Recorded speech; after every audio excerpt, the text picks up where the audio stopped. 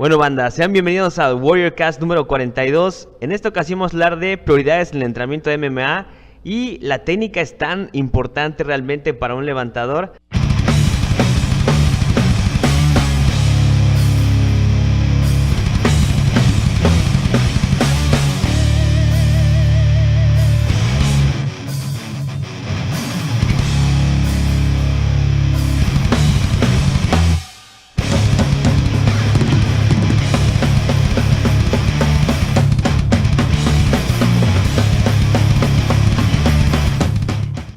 Bueno, banda, en esta ocasión vamos a acabar con el mes de las artes marciales mixtas aquí en el Warrior Cast y en general en Warrior Fitness University.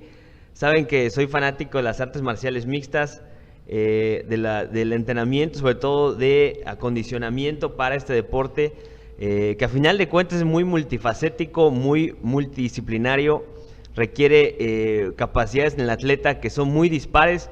Requiere tener mucha potencia, mucha fuerza en diferentes rangos de movimiento, algo distintos. Se requiere acondicionamiento metabólico para diferentes vías metabólicas. Muchas artes marciales inclusive tienen varias peleas durante el día. Entonces es un entrenamiento muy interesante y presenta un gran reto para el coach de fuerza y acondicionamiento, por lo que es algo que pues, me parece bastante emocionante, al menos de forma intelectual, y cómo debe ser abordado, ¿no? Todo se escucha perfectamente, buen audio. En cuanto se escuche mal, dígame para que no haya bronca, ¿ok? Y bueno, pues a final de cuentas vamos a empezar por hablar de de qué sirve todo este rollo de entrenamiento, fuerza y acondicionamiento, y por qué no simplemente únicamente practicar el deporte de artes marciales mixtas. Y para eso, pues bueno, aquí voy a poner un video. Se acordarán los que ya tienen arriba de 30 años, los que ya somos chavorrucos, de la época de Royce Gracie ahí en la UFC, cuando comenzaba todo este rollo de las artes marciales mixtas, y no había como que una diferenciación de clases, es decir, era realmente un deporte bastante extremo. Se enfrentaban combatientes ligeros contra combatientes pesadísimos en ambientes ahí bien salvajes. Y pues esta persona, este luchador brasileño muy delgado, muy escuálido, pues triunfó en las primeras 2 ediciones de una forma impresionante, ¿no? Aquí podemos ver en los videos cómo él se enfrentaba a peleadores de diferentes disciplinas, de pesos totalmente diferentes al suyo, llegando al absurdo como cuando peleó contra este peleador de sumo, que ahorita se me fue el nombre. Si alguien se acuerda por ahí del nombre, ahí lo pondremos. Pero fue una ventaja técnica que él tenía, y el hecho de que nadie esperaba esta clase de habilidades en un enfrentamiento, y todos se querían enfrentar usando técnicas más tradicionales de striking, de pateo, de muay thai, de boxeo, o de ahora sí que prácticamente de street fighting, porque peleaban ahora sí que sin reglas, sin nada. Y él con su componente técnico fue imparable durante estas primeras 2 UFCs. En ese tiempo, pues lo más importante no era a final de cuentas qué tan fuerte o qué tan potente, qué tan resistente fuera el atleta. Simplemente al tener esta capacidad técnica tan avanzada, pues era posible lograr esta hazaña de triunfar, aplastar a todos los rivales, como podemos ver aquí en el video de aquí al lado. Esto ocurrió más o menos ahí por el año 90, 91, si no más recuerdo. Algunos se acordarán por ahí, los que ya tienen más edad, de cómo pues era como que algo tabú, ¿no? El ver estos videos de la UFC, porque era un entrenamiento, eran unas peleas bastante intensas para la época. Pero poco a poco se fue reglamentando y se fue, digamos, ya haciendo cada vez más pareja estas peleas, hasta que, pues, ahora, obviamente, Royce Gracie cayó ya años después y fue siendo derrotado, y comenzaron a haber peleadores que ya, a final de cuentas, no eran solamente el aspecto técnico, sino también ya en igualdad de condiciones, igualdad, igualdad técnica, igualdad de peso, porque ya se empezó a hacer categorías de peso en las artes marciales mixtas.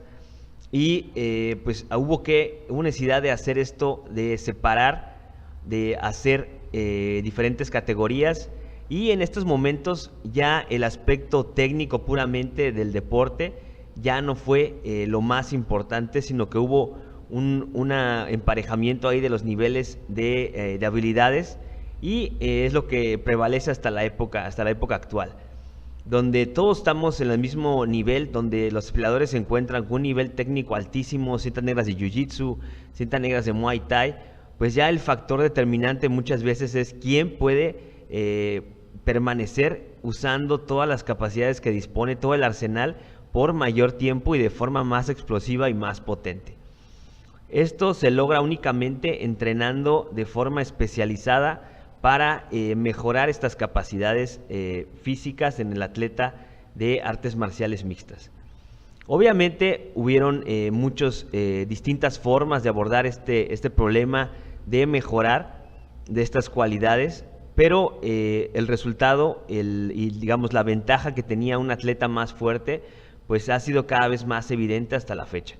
Recordemos ahí los que se acuerdan de Matt Hughes, que era ya una persona bastante grande, bastante fuerte, atletas que ya eran, digamos, ya tenían este físico ya muchísimo más desarrollado, como vemos en la foto aquí al lado está ahí podemos ver a Silva, que también dominó ya más recientemente. Y bueno, otras cosas importantes de por qué debemos hacer este entrenamiento fuera del entrenamiento deportivo es porque el cuerpo no puede entrenar todas sus capacidades, digamos que al mismo momento. Hay quienes debatirán que dentro del cuadrilátero, dentro de la jaula, podemos entrenar también nuestras capacidades explosivas, podemos hacer algún circuito con lagartijas con salto, podemos hacer algunos jumping squats, etcétera, etcétera, y luego entrar a pelear y después hacer sparring, etcétera, etcétera.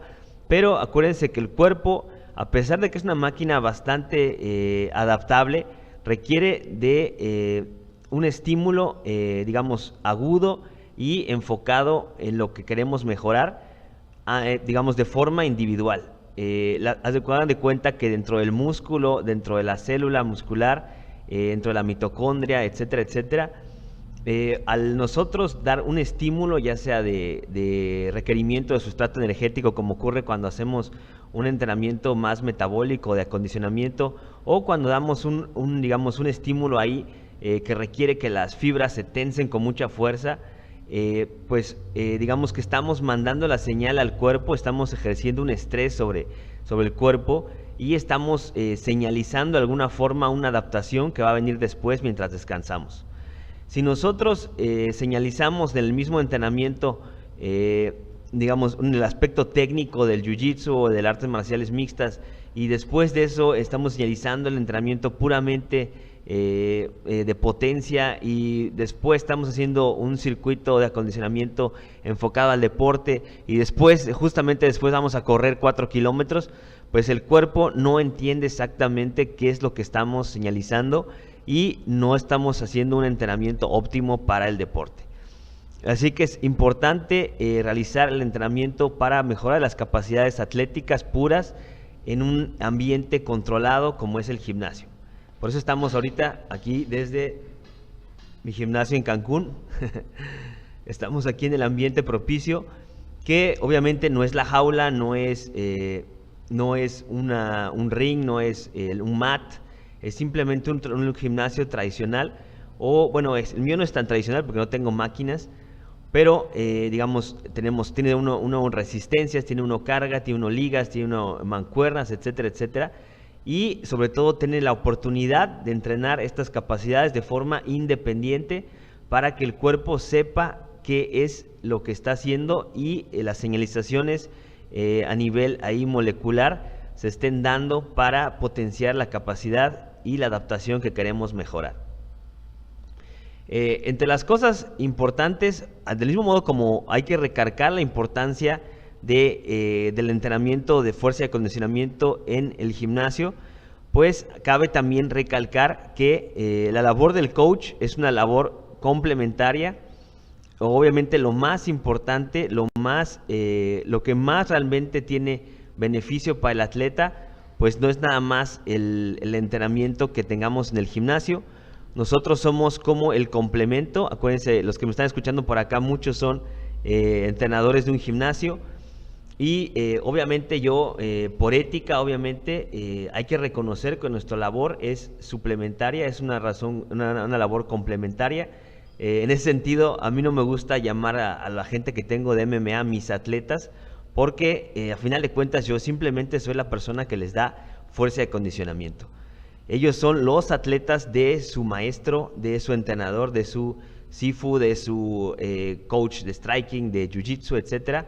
Uno como entrenador es como la cereza del pastel en este caso. Uno tiene estas personas a su cargo, pero el aporte que uno da, a pesar de que es importante y es decisivo, no es tan importante como el entrenamiento técnico deportivo que realicen dentro del dojo. Eso es importante recalcarlo. Eso es mucho más importante que lo que podamos hacer en el gimnasio, porque es lo que determina exactamente qué es lo que va a mejorar y realmente lo que va a repercutir más en una batalla de MMA, de artes marciales mixtas, de grappling, etc. Es importante mencionar también aquí, en ese sentido de la humildad y de reconocer exactamente cuál es el valor del preparador físico, que la mayor parte del acondicionamiento de vías metabólicas también debe ocurrir dentro del deporte que están practicando. Es importante nosotros también hacer cierto acondicionamiento aeróbico, metabólico, como se le llame, de cardio, por así decirlo, pero la mayor parte del entrenamiento para un atleta de artes marciales mixtas en cuanto a su aspecto cardiovascular debe ser dentro del gimnasio, dentro del dojo, dentro de la jaula, haciendo sparring, etcétera, etcétera. Porque acuérdense que las adaptaciones de resistencia también son muy específicas del deporte que practicamos. Si estamos haciendo, grappling, etcétera, etcétera, striking, etcétera, las adaptaciones de resistencia son específicas del patrón de movimiento, específicas de la duración que estamos realizando, específicas del estrés que estamos impartiendo en el atleta, etcétera, etcétera. Y siempre será más importante entrenar estas capacidades durante nuestra práctica deportiva. Habiendo dicho esto, la labor del coach de fuerza y acondicionamiento vendrá en estos siguientes aspectos que vamos a ver ahora. Lo más importante que debemos mejorar en un atleta, y ahora sí que es por lo que nos pagan o nos confían en nosotros, es por el desarrollo de las capacidades que no se pueden desarrollar dentro de la práctica deportiva. Y las dos capacidades por excelencia que podemos mejorar de mejor forma en el gimnasio son la fuerza máxima y la capacidad de desarrollar de potencia.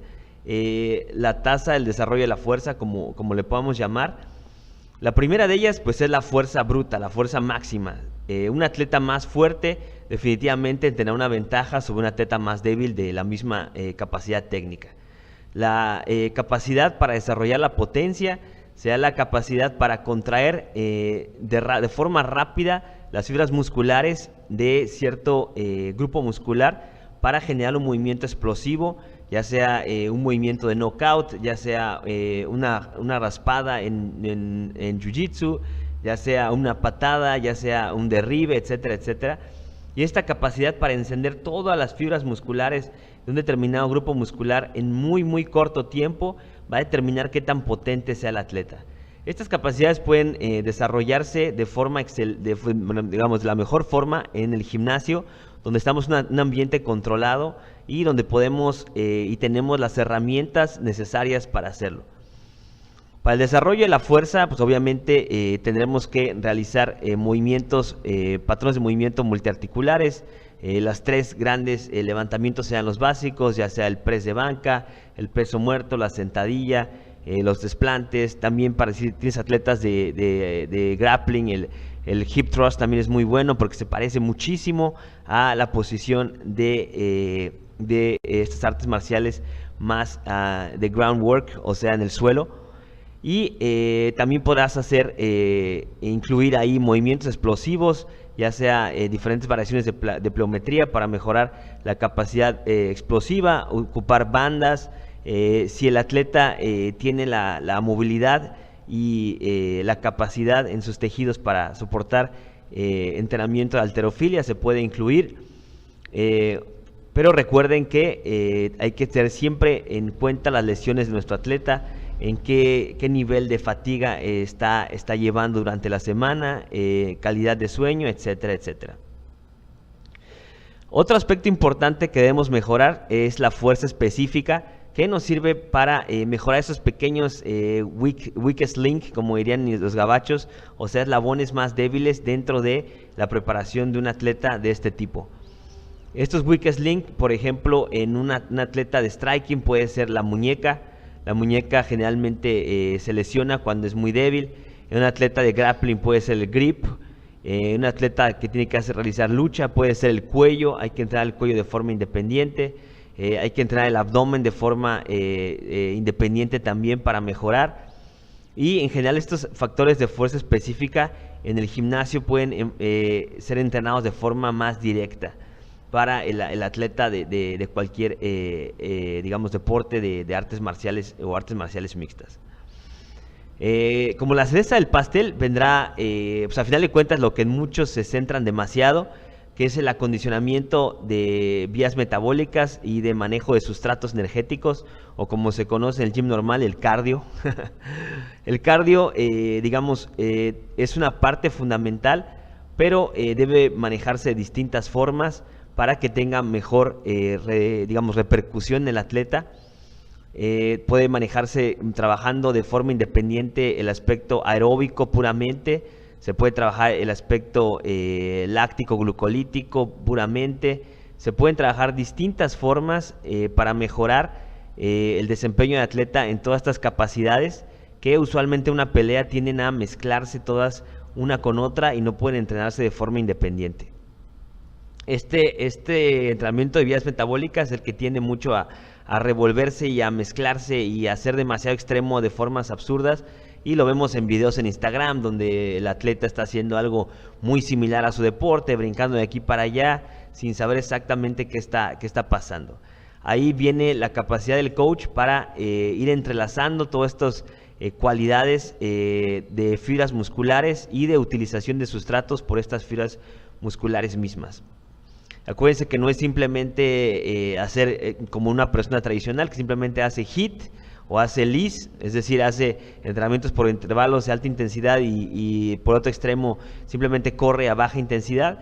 El deporte de artes marciales mixtas requiere de muchas cualidades intermedias, como por ejemplo la capacidad para mantener el golpeo de knockout, es decir, por ejemplo, es un striking, la capacidad para mantener los golpes con alta potencia a lo largo de toda la pelea, lo cual entra en una categoría muy especial, que es el entrenamiento de fibras musculares de potencia, con las fibras musculares de rápida contracción, pero que sean capaces de utilizar sustratos energéticos aeróbicos. Acuérdense que esta clase de fibras que nos dan la potencia en un golpe usualmente ocupan únicamente sustratos como la glucosa, y hay entrenamientos especiales para que uno pueda mantener esta potencia a lo largo de toda la pelea sin el detrimento de la velocidad y la capacidad de contracción del músculo a pesar de la fatiga. Entonces es muchísimo más complicado de lo que parecería ser únicamente hacer intervalos o simplemente cardio de baja intensidad.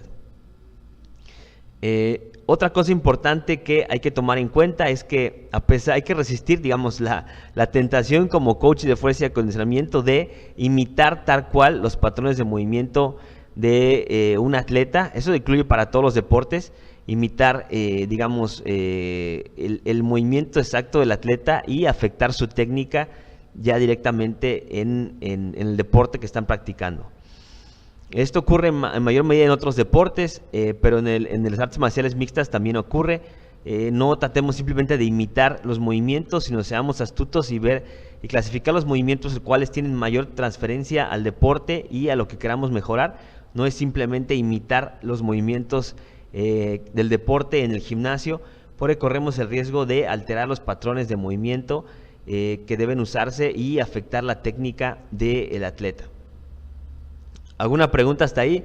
Es un poco técnico este rollo y no sé si ustedes tengan atletas que entrenen esta clase de deportes, pero ahí vamos. El entrenamiento para atletas es bastante complicado, requiere ahí una mezcla de diferentes capacidades muy dispares y en general es más complicado de lo que uno cree, muchachos. Cualquier cosa, envíenme un mensaje ahí al Facebook para más dudas acerca de cómo entrenar este tipo de atletas. Y si tú eres un atleta y estás viendo esto ya sea en vivo o en repetición, envíame aquí un mensaje a Warrior Fitness University, deja un mensaje aquí en la cuenta de YouTube o envíale ahí un mensaje personal ahí en mi cuenta de Facebook como Roberto Aguilar, banda. Y bueno, vámonos con la siguiente sección.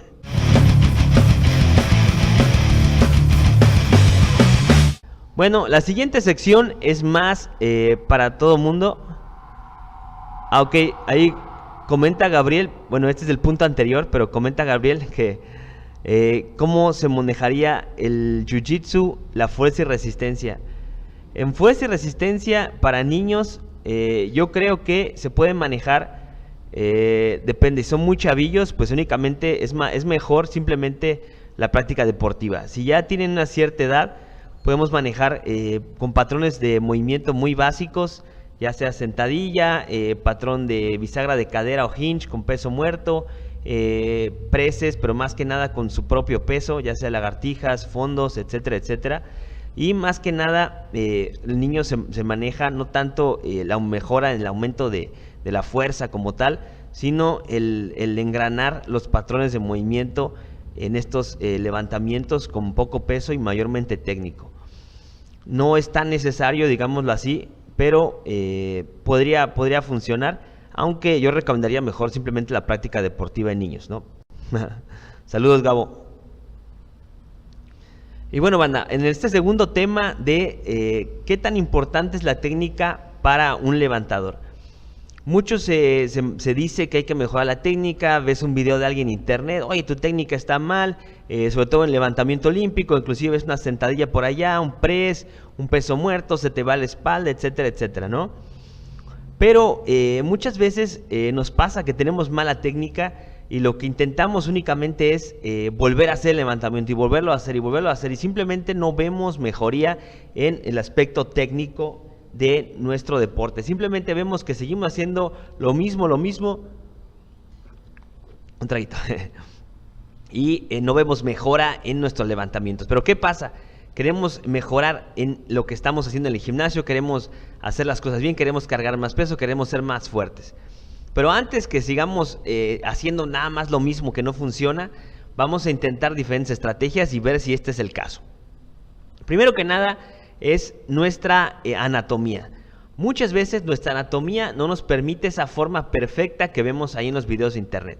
Muchas veces vemos a este levantador olímpico con la espalda derechita, como baja y sube en una sentadilla, o vemos a esta persona cargando muchísimo peso en peso muerto y su espalda está perfecta, ¿no? O por el contrario, en peso muerto pasa una cosa muy distinta, que es, vemos a esta persona cargando ahí arriba de 800 libras con la espalda encorvada y dijimos, ¿qué onda? ¿Cómo es esto posible? Si mi coach o las demás personas que me enseñaron a hacer esto dicen que tengo que llevar la espalda erguida. Lo mismo ocurre en halterofilia. ¿Cómo es posible que yo no pueda recibir la barra en el rack de forma correcta? Y bueno, el primer paso que debemos ver es nuestra anatomía. Si ustedes han visto por ahí voy a hacer un post en esta próxima semana acerca de las diferencias, inclusive a nivel de, primero que nada, a nivel de relación entre el largo de nuestros huesos. Ahí acabamos de poner acá en el grupo de Ciencia en el Ejercicio un post clásico de Brett Contreras sobre este tema de, digamos, del largo relativo del hueso del fémur con respecto al cuerpo. Quienes tienen un fémur muy corto con relación a las demás partes del cuerpo tienen la capacidad para mantenerse derechitos en una sentadilla profunda, mientras que los que tenemos el fémur bastante largo en comparación a los demás, pues tenemos a quedar como aplastados en la sentadilla. Por el contrario, para realizar un peso muerto, los que tenemos esta extremidad, esta parte del cuerpo más larga, junto con brazos más largos también, tenemos una capacidad excepcional para el peso muerto, ya que nos ayuda a tener un rango de movimiento muchísimo menor. Del mismo modo, hay relaciones también, por ejemplo, para el press. Brazos más largos hacen que el press sea más complicado, requiere más estabilización, el rango de movimiento es más largo, así es de que no todos somos iguales, la técnica es muy distinta. Por si no fuera poco, esto no fuera poco que los largos de las articulaciones, perdón, de las extremidades afectan nuestros levantamientos, también hay cosas que están ahí pero que no se ven. Una cosa, por ejemplo, muy importante es, por ejemplo, la forma y que repercute muchísimo es la forma de la inserción del fémur en la cadera, por ejemplo.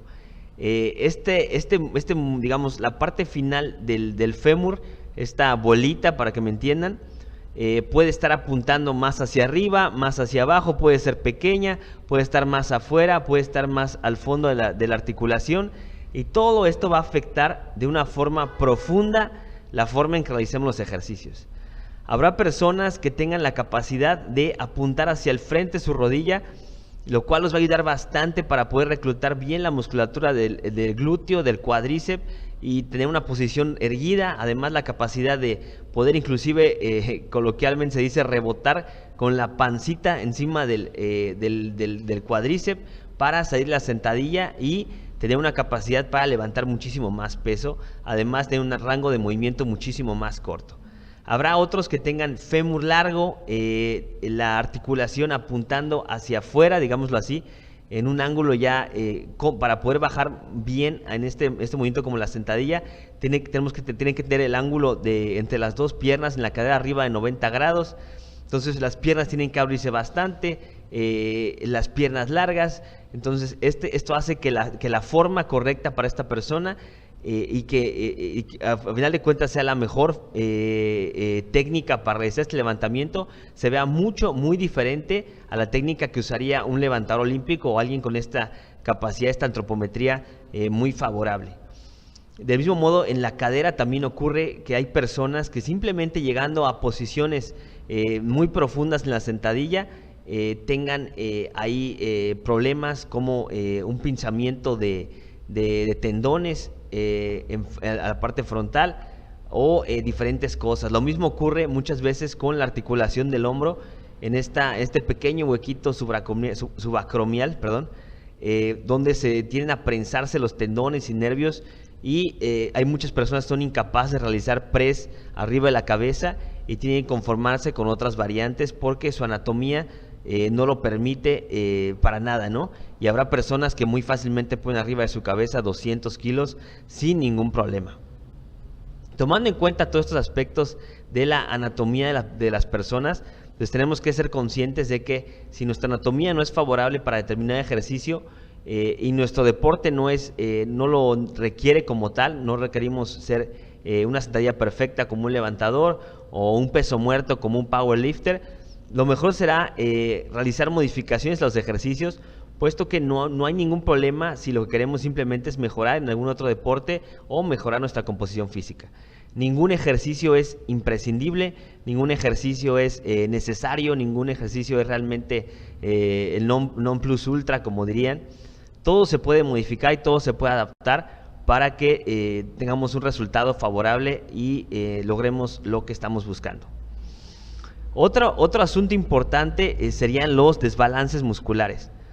Puede que nuestra incapacidad para mantener una técnica correcta en un levantamiento sea que no tenemos un balance en la articulación, un balance de fuerza, y en vez de seguir practicando nuestra fuerza una y otra vez, debemos encontrar cuál es este eslabón débil en nuestra fuerza.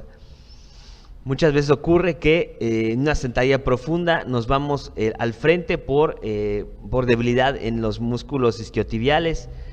Muchas veces ocurre que en el peso muerto nuestro cuádriceps es difícil que entre en la primera parte del movimiento y tendemos a estirar las piernas muy rápido porque somos dominantes de cadera. Muchas veces en el press de banco se abren los codos porque somos más fuertes del pectoral que del tríceps, etcétera, etcétera. Por eso yo considero que muchas veces, a pesar de lo que digan algunas personas, es importante, sobre todo si nos gustan los deportes de fuerza, probar de vez en cuando porcentajes muy cercanos a nuestro máximo para así exponernos a estas fallas técnicas que solo ocurren cuando ya estamos arriba del 85 o 90% de nuestro 1RM. Si nosotros estamos siempre entrenando técnica y pesos bajos todo el tiempo, porque hicimos un máximo hace como un año y salió mal, y estamos simplemente mejorando nuestra técnica con entrenamientos tradicionales, pues nunca vamos a darnos cuenta de exactamente cuáles son nuestras debilidades y nunca vamos a atacarlas de forma directa.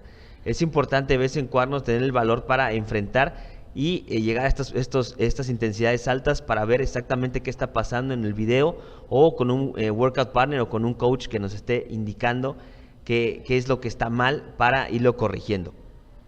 Estos desbalances musculares los tenemos todos, no hay quien no los tenga, todos tenemos, yo al punto en que un grupo muscular se desarrolla más que el otro y tenemos que poner atención en ellos.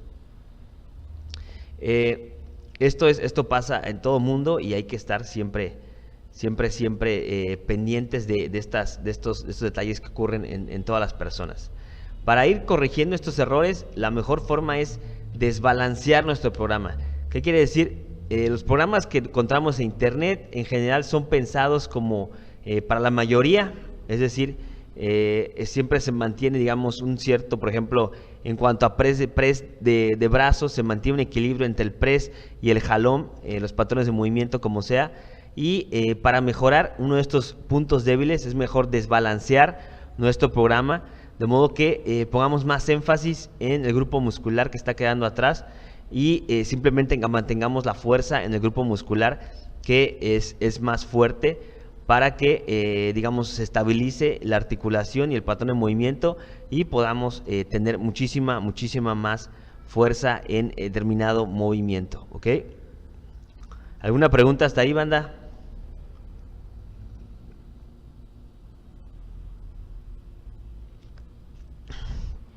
¿No? ¿Todo bien? ¿Todo bien? Bueno, esta es la técnica por sí sola, no es nada más de entrenarse para ir mejorando. Es importante tomar en cuenta estos aspectos, encontrar nuestros propios levantamientos, mejorar estas debilidades que tenemos en ciertos grupos musculares, para a lo largo del tiempo ir mejorando nuestra técnica, ¿sale? Obviamente es importante ser cada vez más fuertes en los levantamientos principales, sobre todo si somos atletas naturales. Si somos atletas que usamos, digamos, esteroides, pues es más fácil, no hace falta, digamos, ser más fuerte. Es por eso que se pone mucho de moda en culturistas workouts extremos, pero en cuanto a repeticiones y volumen, sin importar realmente la fuerza. Pero si somos atletas naturales, es importante ir añadiendo un disquito cada vez es más lento, pero cada cierto tiempo ir siendo cada vez más fuertes con lo largo del tiempo, para ir mejorando nuestras capacidades de hipertrofia muscular, inclusive si queremos tener mayor cantidad de músculo y vernos mejor, o competir en una competencia de culturismo natural. Esto espero que les haya servido ahí. Obviamente, si ustedes son levantadores olímpicos, la técnica sí debe ser entrenada, pero también hay que tomar en cuenta que si ustedes son atletas de levantamiento olímpico, en levantamiento olímpico es posible entrenar muy cerca de tu 1RM constantemente. Es posible estar en el 90% de tu 1RM todo el tiempo y digamos ahí rompes, digamos ahí disparas ahí y matas dos pájaros de un tiro, porque entrenas tu fuerza y tu técnica a la vez. En la halterofilia es posible hacer eso, pero en powerlifting o en otro tipo de entrenamientos no es posible entrenar tu fuerza y tu técnica a la vez.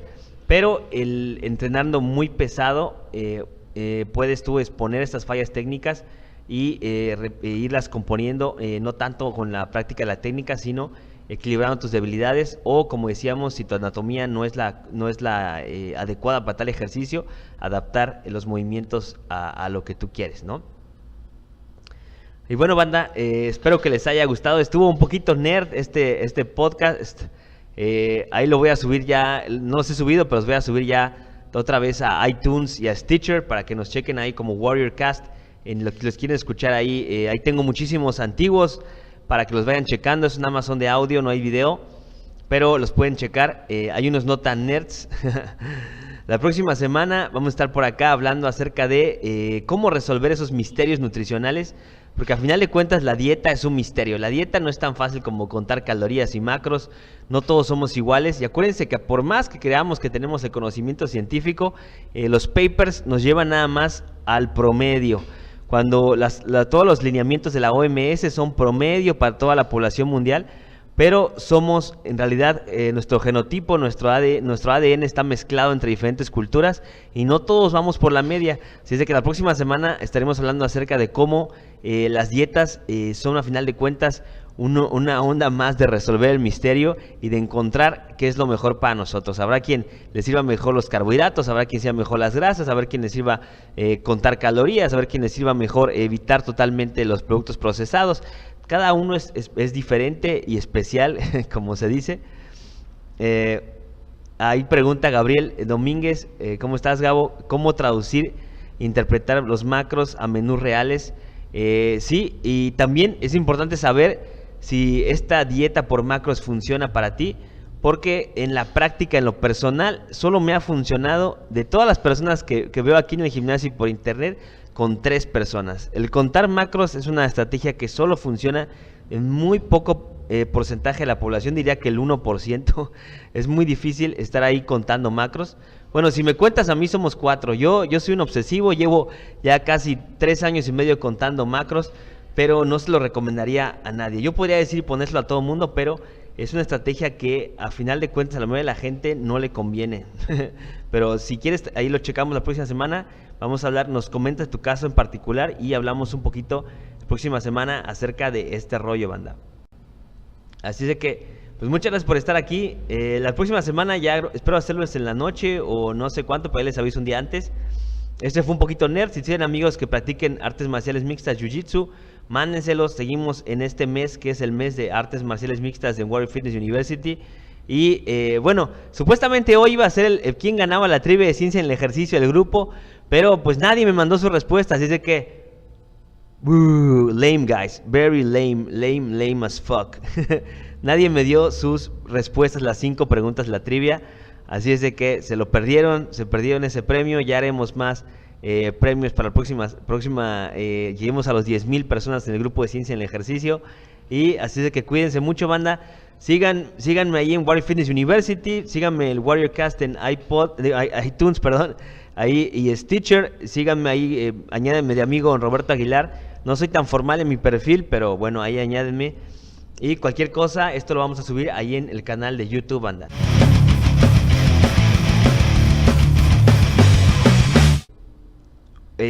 Muchas veces, por ejemplo, hay cosas ahí que parece que es muy técnico, pero a final de cuentas decimos lo mismo, ¿no?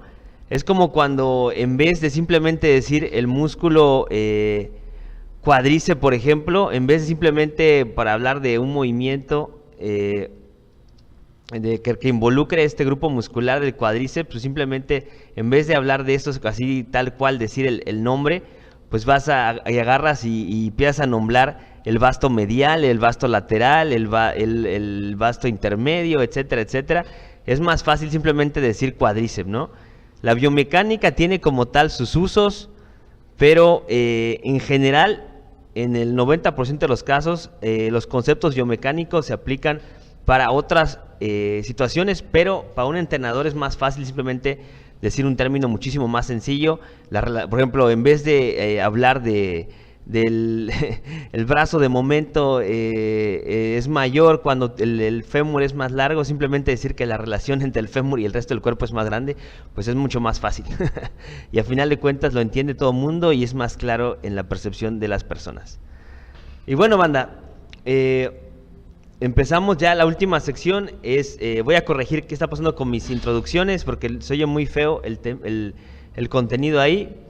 Y en esta sección, pues, a final de cuentas, es la sección de la frase de la semana. Y en esta semana me quedo con la frase de Yoda que dice: do or do not, there is no try.